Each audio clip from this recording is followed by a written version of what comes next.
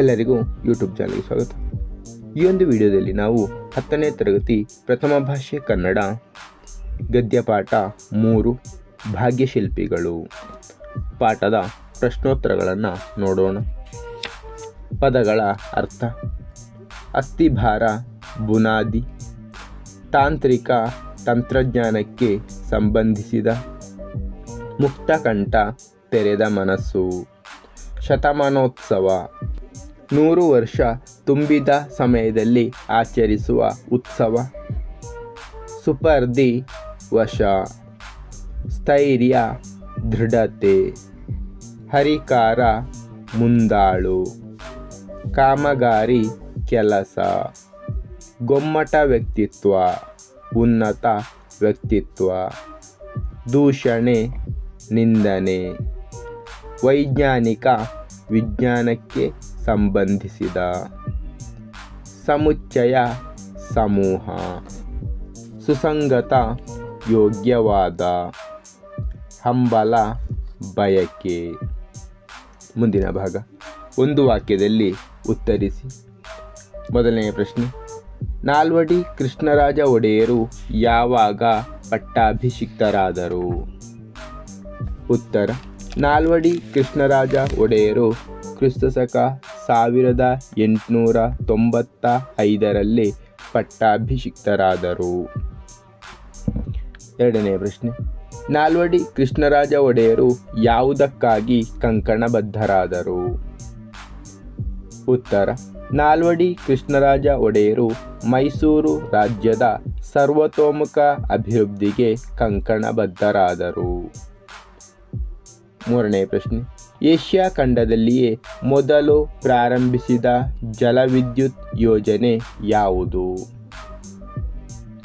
ಉತ್ತರ: 1900ರಲ್ಲಿ ಶಿವನಸಮುದ್ರದ ಕಾವೇರಿ ನದಿಯ ಬಳಿ ಸ್ಥಾಪಿಸಿದ ಜಲವಿದ್ಯುತ್ ಉತ್ಪಾದನಾ ಕೇಂದ್ರ ಏಷ್ಯಾ ಖಂಡದಲ್ಲಿಯೇ ಮೊದಲು ಸ್ಥಾಪಿಸಿದ ಜಲವಿದ್ಯುತ್ ಯೋಜನೆ.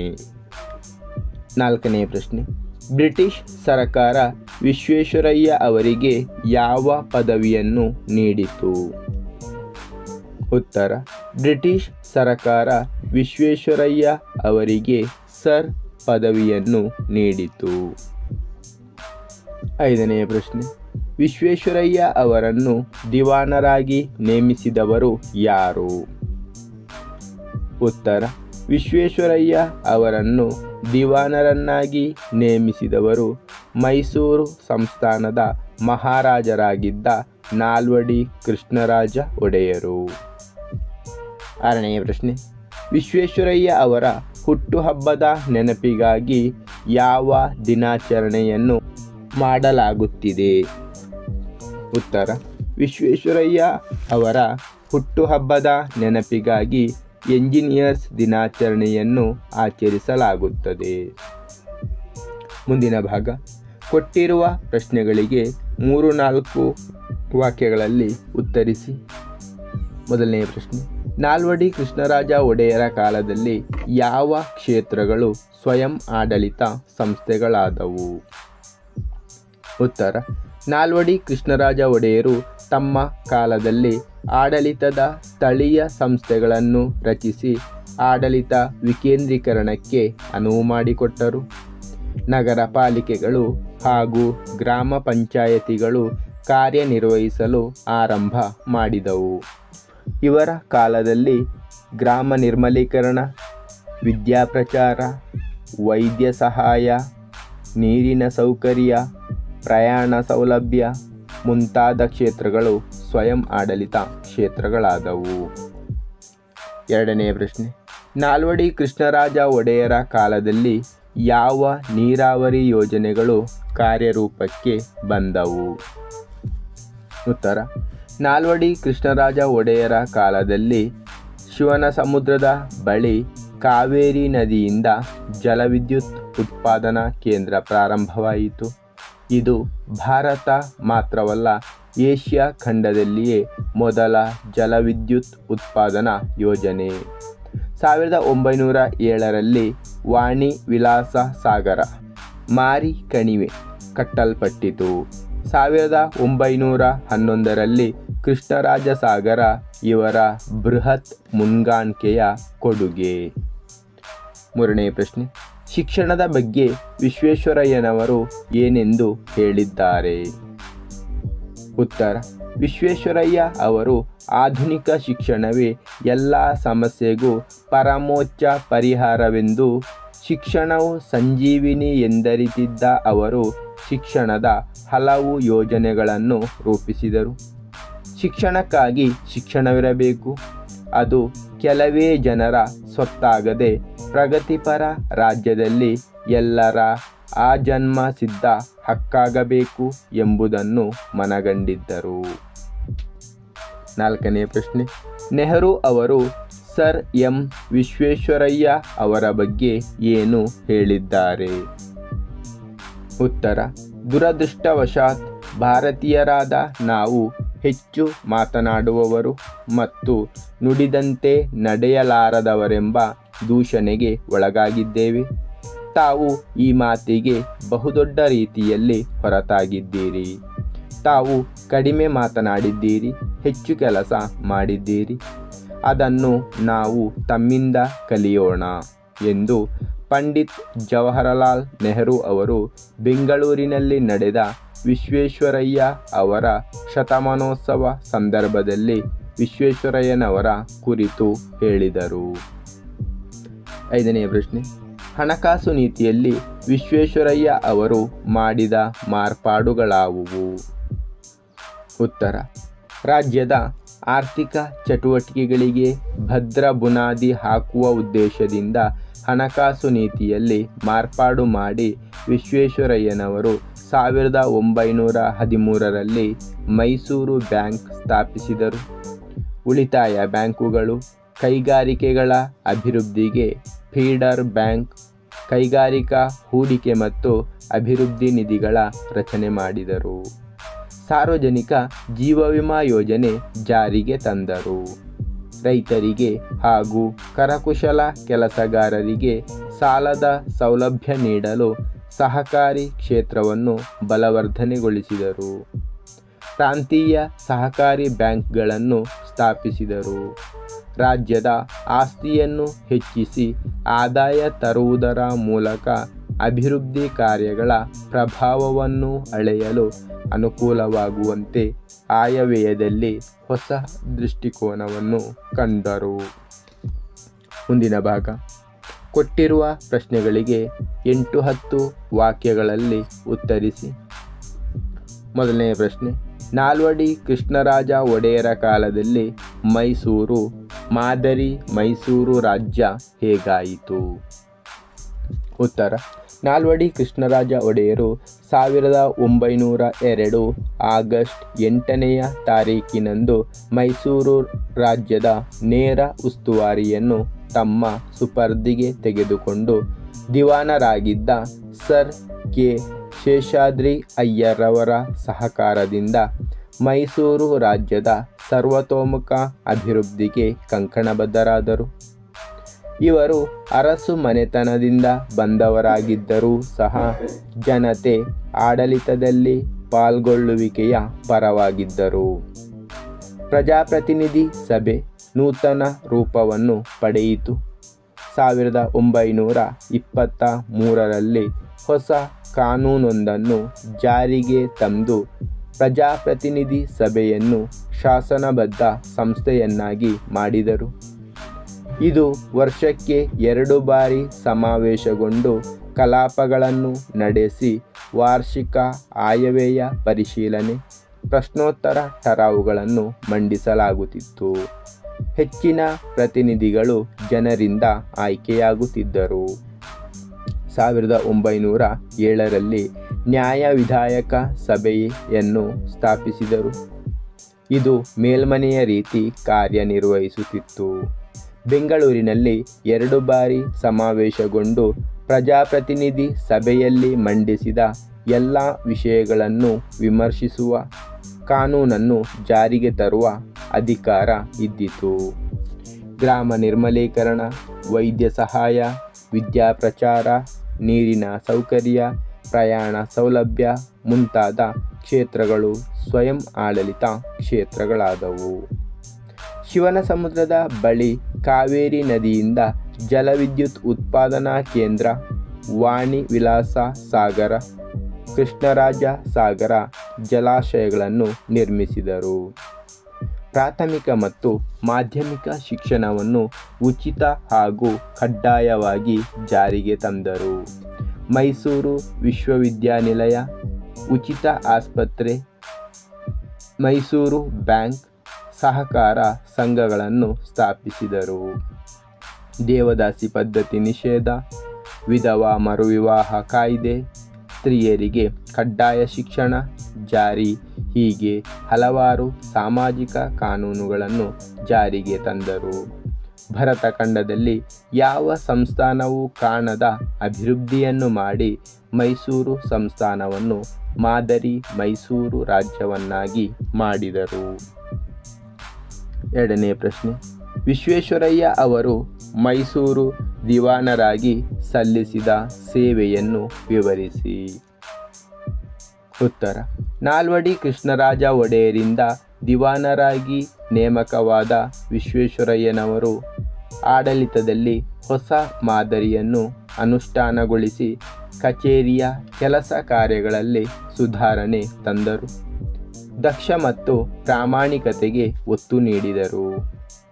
ಸಂಸ್ಥಾನದಲ್ಲಿ ಸ್ಥಳೀಯ ಮಟ್ಟದಲ್ಲಿ ಕೇಂದ್ರೀಕೃತವಾಗಿದ್ದ ನ್ಯಾಯಾಂಗ ಮತ್ತು ಕಾರ್ಯಾಂಗಗಳ ಅಧಿಕಾರವನ್ನು ಪ್ರತ್ಯೇಕಗೊಳಿಸಿದರು. ರಾಜ್ಯ ಪ್ರವಾಸ ಮಾಡಿ ಅಜಮಾಯಿಸಿ ಕಾರ್ಯನಿರ್ವಹಣೆಗಾಗಿ ಸಮಿತಿ ರಚನೆಗೆ ಪ್ರಾಶಸ್ತ್ಯ ನೀಡಿದರು. ನೇಮಕಾತಿಯಲ್ಲಿ ಸ್ಥಳೀಯರಿಗೆ ಆದ್ಯತೆ ನೀಡಿದರು. ಮೈಸೂರು ಮಾದರಿ ಎಂಬ ಹೊಸ ಆಡಳಿತ ಜನ್ಮ ತಾಳಲು ಕಾರಣರಾದರು. ಇವರ ಆಡಳಿತಾವಧಿಯಲ್ಲಿ ಮೈಸೂರು ರಾಜಧಾನಿಯಾಗಿ ಮತ್ತು ರಾಜ್ಯದ 7ನೇ ದೊಡ್ಡ ನಗರವಾಗಿ ಪ್ರಸಿದ್ಧಿ ಪಡೆಯಿತು. ಮೈಸೂರಿನ ಹೊಸ ಅರಮನೆ, ಸಿ ರಂಗಾಚಾರ್ಲು ಪುರಭವನ, ಅರಮನೆ ವಿಸ್ತರಣೆ, ಕೃಷ್ಣರಾಜೇಂದ್ರ ಆಸ್ಪತ್ರೆ, ಲಲಿತ ಮಹಲ್, ಅರಮನೆಯ ತಳಹದಿ ಮತ್ತು ಪ್ರಧಾನ ಅರಮನೆಯ ಕಚೇರಿ ಸಮುಚ್ಚಯಗಳು ಇವರ ಕಾಲದಲ್ಲಿಯೇ ನಿರ್ಮಾಣಗೊಂಡವು. ಶಿವನಸಮುದ್ರ ಜಲವಿದ್ಯುತ್ ಉತ್ಪಾದನೆಯನ್ನು ಸಮಗ್ರವಾಗಿ ಅಭಿವೃದ್ಧಿಪಡಿಸಿದರು. ಆರೋಗ್ಯವನ್ನು ಕಾಪಾಡುವ ದೃಷ್ಟಿಯಿಂದ ಹಲವಾರು ಆಸ್ಪತ್ರೆಗಳನ್ನು ಪ್ರಾರಂಭಿಸಿದರು. ಸಾಂಕ್ರಾಮಿಕ ರೋಗಗಳ ನಿವಾರಣೆಗೆ ಹಲವಾರು ಕಾರ್ಯಕ್ರಮಗಳನ್ನು ಜಾರಿಗೆ ತಂದರು. ಹೀಗೆ ವಿಶ್ವೇಶ್ವರಯ್ಯ ಅವರು ಹೊಸಯುಗದ ಹರಿಕಾರರಾಗಿ ಮೈಸೂರು ಸಂಸ್ಥಾನಕ್ಕೆ ನವ ಚೈತನ್ಯವನ್ನು ತುಂಬಿದರು. ಮೂರನೇ ಪ್ರಶ್ನೆ, ಶಿಕ್ಷಣ ಕ್ಷೇತ್ರಕ್ಕೆ ವಿಶ್ವೇಶ್ವರಯ್ಯನವರು ಸಲ್ಲಿಸಿದ ಕೊಡುಗೆಯನ್ನು ತಿಳಿಸಿ.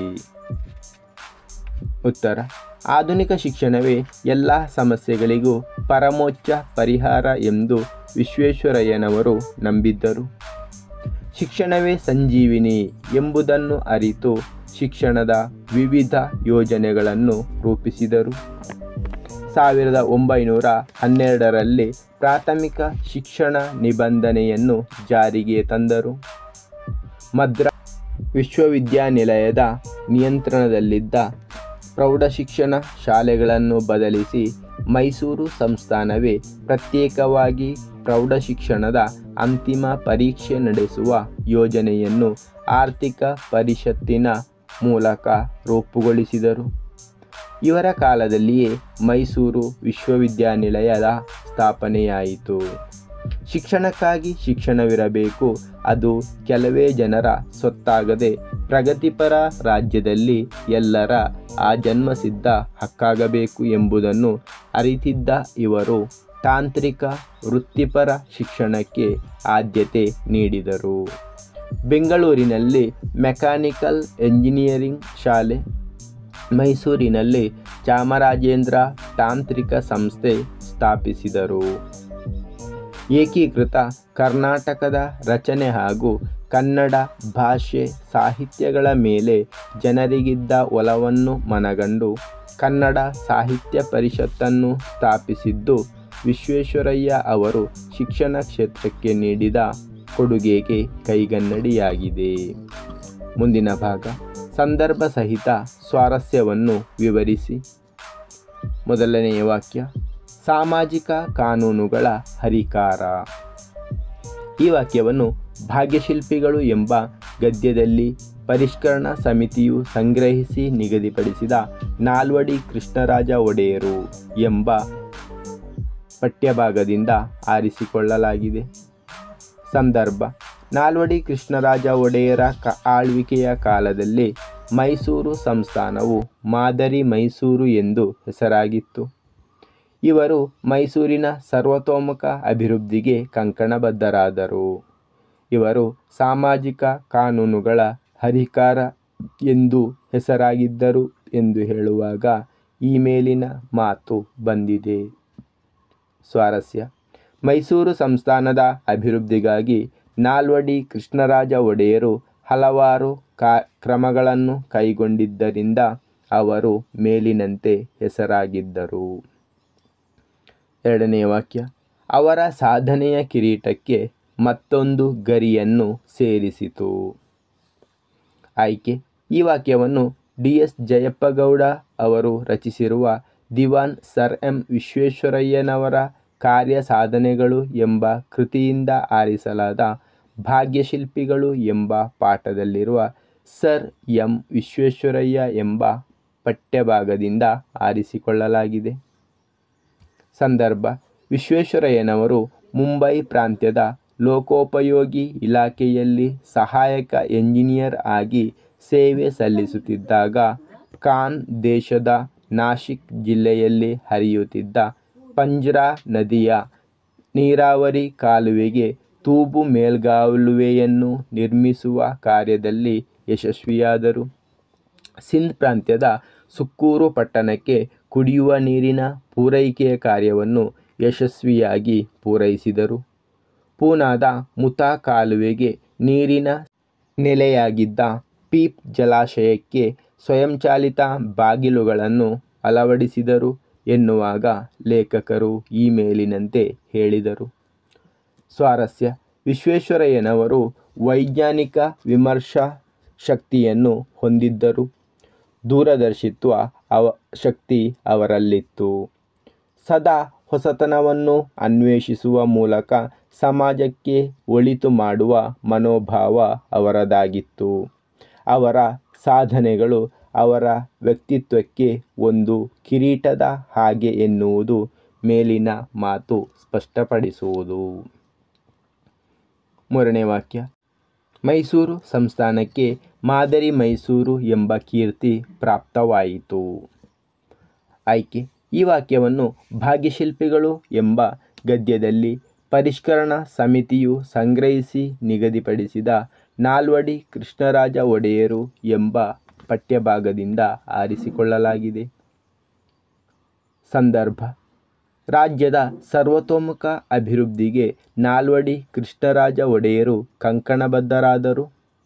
ಇವರ ಕಾಲದಲ್ಲಿ ಇಡೀ ಭರತ ಖಂಡದಲ್ಲಿ ಯಾವ ಸಂಸ್ಥಾನವೂ ಕಾಣದ ಅಭಿವೃದ್ಧಿಯನ್ನು ಮೈಸೂರು ಸಂಸ್ಥಾನವು ಕಂಡು ಮಾದರಿ ಮೈಸೂರು ಎಂಬ ಕೀರ್ತಿ ಪ್ರಾಪ್ತವಾಯಿತು ಎಂದು ಈ ವಾಕ್ಯದ ಮೂಲಕ ಹೇಳಲಾಗಿದೆ.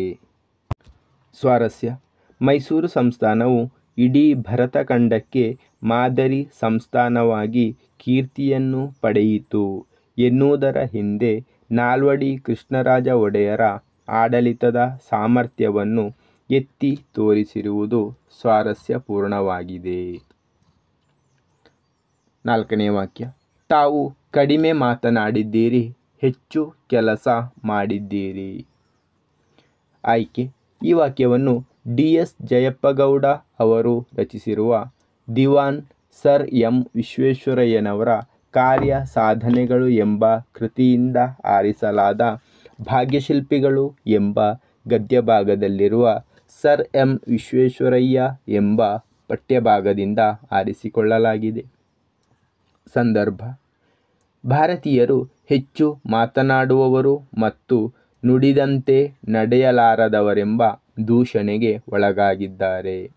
ಆದರೆ ವಿಶ್ವೇಶ್ವರಯ್ಯನವರು ಈ ಮಾತಿಗೆ ಹೊರತಾಗಿದ್ದಾರೆ ಎಂದು ವಿಶ್ವೇಶ್ವರಯ್ಯರವರನ್ನು ಅವರ ಜನ್ಮ ಶತಮಾನೋತ್ಸವ ಸಂದರ್ಭದಲ್ಲಿ ಪಾಲ್ಗೊಂಡ ನೆಹರು ಅವರು ಕೊಂಡಾಡುವ ಸಂದರ್ಭದಲ್ಲಿ ಈ ಮೇಲಿನ ಮಾತು ಬಂದಿದೆ. ಸ್ವಾರಸ್ಯ: ವಿಶ್ವೇಶ್ವರಯ್ಯನವರು ಮಾತಿಗಿಂತ ಕೃತಿ ಲೇಸು ಎಂಬ ಮಾತಿಗೆ ಅನ್ವರ್ಥರಾಗಿರುವುದು ನೆಹರು ಅವರ ಮಾತುಗಳಲ್ಲಿ ಸ್ಪಷ್ಟವಾಗಿದೆ. ಮುಂದಿನ ಭಾಗ: ಬಿಟ್ಟ ಸ್ಥಳವನ್ನು ಸರಿಯಾದ ಪದದಿಂದ ತುಂಬಿರಿ. ಮೊದಲನೆಯ ವಾಕ್ಯ: ನಾಲ್ವಡಿ ಕೃಷ್ಣರಾಜ ಒಡೆಯರವರಿಗೆ ರೀಜೆಂಟರಾಗಿ ಕಾರ್ಯನಿರ್ವಹಿಸಿದವರು ಡ್ಯಾಶ್. ಉತ್ತರ: ಮಹಾರಾಣಿ ವಿಲಾಸದವರು. ಎರಡನೇ ವಾಕ್ಯ: 1924ರಲ್ಲಿ ಶಾಲಾ ಪ್ರವೇಶಕ್ಕೆ ಡ್ಯಾಶ್ ನಿಷೇಧವಾಯಿತು. ಉತ್ತರ: ಜಾತಿ ಪರಿಗಣನೆ. ಮೂರನೇ ವಾಕ್ಯ: ವಿಶ್ವೇಶ್ವರಯ್ಯ ಅವರು ಮುಂಬೈ ಪ್ರಾಂತ್ಯದಲ್ಲಿ ಡ್ಯಾಶ್ ಆಗಿ ಸೇವೆ ಪ್ರಾರಂಭಿಸಿದರು. ಉತ್ತರ: ಸಹಾಯಕ ಎಂಜಿನಿಯರ್. ನಾಲ್ಕನೇ ವಾಕ್ಯ: ಮುಂಬೈ ಪ್ರಾಂತ್ಯದ ಗವರ್ನರ್ ಆಗಿದ್ದ ಡ್ಯಾಶ್ ಅವರು ವಿಶ್ವೇಶ್ವರಯ್ಯ ಅವರನ್ನು ಮುಕ್ತಕಂಠದಿಂದ ಹಾಡಿ ಹೊಗಳಿದರು. ಉತ್ತರ: ಲಾರ್ಡ್ ಸಂಡ್ ಹರ್ಸ್ಟ್. ಐದನೆಯ ವಾಕ್ಯ: ಭಾರತ ಸರ್ಕಾರವು ವಿಶ್ವೇಶ್ವರಯ್ಯನವರಿಗೆ ಡ್ಯಾಶ್ ಎಂಬ ಪ್ರಶಸ್ತಿ ನೀಡಿ ಗೌರವಿಸಿತು. ಉತ್ತರ: ಭಾರತ ರತ್ನ. ಮುಂದಿನ ಭಾಗ: ಕೊಟ್ಟಿರುವ ಪದಗಳ ತತ್ಸಮ ತದ್ಭವ ಬರೆಯಿರಿ. ವಂಶ, ಬಂಚ, ಸ್ಥಾನ, ತಾನ, ತಾಣ, ಯಶ, ಜಸ, ಪಟ್ಟಣ, ಪತ್ತನ, ಕಾರ್ಯ, ಕಜ್ಜ. ಧನ್ಯವಾದಗಳು. ಲೈಕ್ ಮಾಡಿ, ಶೇರ್ ಮಾಡಿ. ಹೆಚ್ಚಿನ ವಿಡಿಯೋಗಳಿಗಾಗಿ ಚಾನಲನ್ನು ಉಚಿತವಾಗಿ ಸಬ್ಸ್ಕ್ರೈಬ್ ಮಾಡಿ.